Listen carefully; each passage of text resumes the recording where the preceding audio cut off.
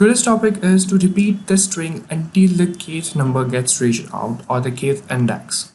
There are two methods to solve such kind of a problem. Method 1, that is by using the list slicing and do the double division operator, and the method 2 by using the do more method and the list slicing. Let's start from the first method, that is by using the list slicing and do the double division operator.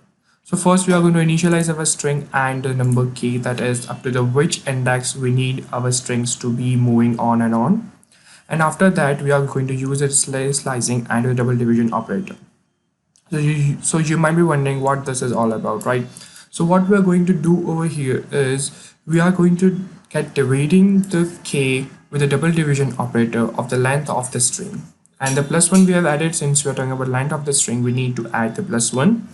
And the double division over here, what it's going to do is if the answer is going to be the float of the two elements, that is the k is to 20 and our length of the string which is to the 9, right? So if that suppose the answer is going to be the float, then what it's going to do is it's going to get the float of the particular answer, and after that we are multiplying the string 1 with the k, that is we are going to go through that particular element on and on by using the list slicing. We are going to go through the particular string on and on up to that 20 number is going to get reached out. After that we are storing those elements into the string number 2 and we have them as an output.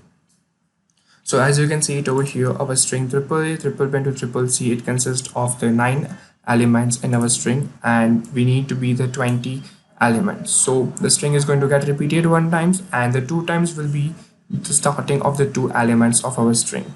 So as you can see, this is our output.